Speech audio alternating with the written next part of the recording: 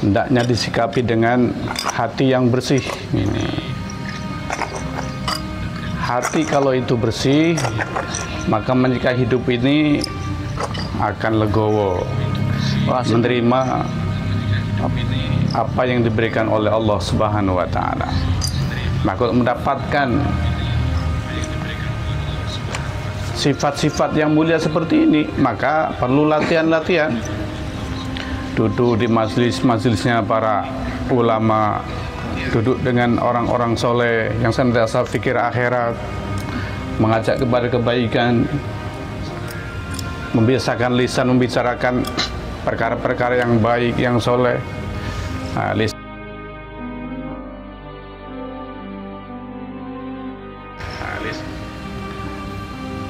Hati ini akan terpengaruh dengan ucapan seseorang.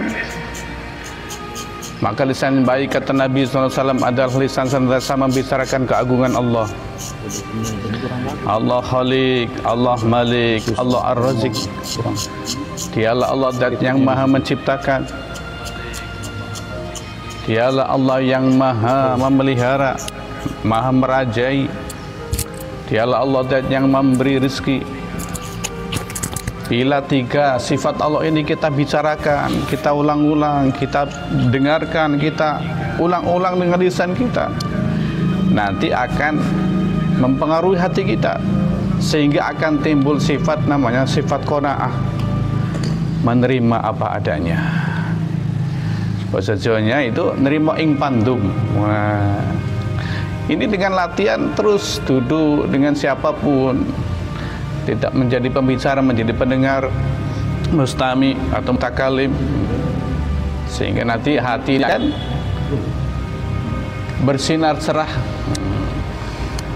mendapatkan sifat-sifat yang mulia yang dikehendaki Allah dan Rasulnya. Hati yang mulia, lisan yang baik, antara senantiasa lisan yang membicarakan, mengucapkan kalimat-kalimat Allah Sami, Allah yang maha mendengar, Allah Basir, Allah Dat yang maha melihat, Allah Alim, Allah Dat yang maha mengetahui.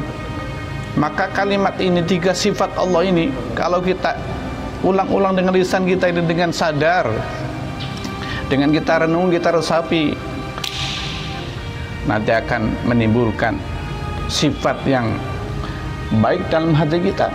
Akan datang namanya sifat takwa, merasa kita ini dilihat oleh Allah, didengar oleh Allah, diketahui oleh Allah, sehingga mana bisa dia mau bermaksiat kepada Allah, mana bisa dia mau dengki iri dengan sesama hamba Allah. Dia ini seorang hamba, sama-sama diciptakan dari perkara yang hina. Maka apa yang dibanggakan dalam hidup ini?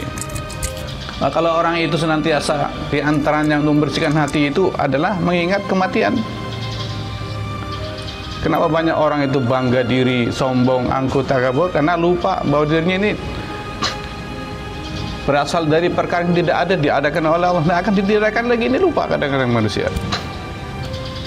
Maka di antara salah satu untuk melembutkan hati, membersihkan hati adalah senantiasa mengingat kematian. Siapapun manusia yang hidup di dunia ini sudah diponis tahu ini yang baik, ini yang buruk, ini perintah, ini larangan. Ini hati yang hidup, hati yang bersinar, hati yang beriman. Ini larangan, ini hati yang hidup, hati yang bersinar. Masya Allah. Masya Allah. Ini hati yang hidup, hati yang bersinar. Masya Allah. Ini hatinya orang beriman. Yang kedua, sedikit Ustaz. Ya. Ini bagi di luar sana teman-teman kita, ya mudah-mudahan dapat bagi ilmu sedikit terkait doa segala macam. Tata adab makan yang baik gimana Ustaz? Termasuk doanya sebelum atau sesudahnya kepada Ustaz. Masya Allah. Iya. Termasuk sebagai etika seorang hamba yang beriman. Ketika kita menyantap hidangan-hidangan yang hakikatnya ada rezeki dari Allah Subhanahu wa Ta'ala,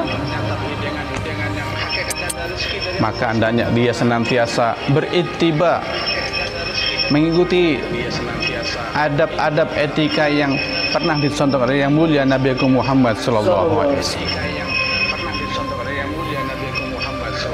Karena beliau adalah seorang yang mendapat bimbingan langsung dari Allah. Maka ketika seseorang beraktivitas apapun ia buat,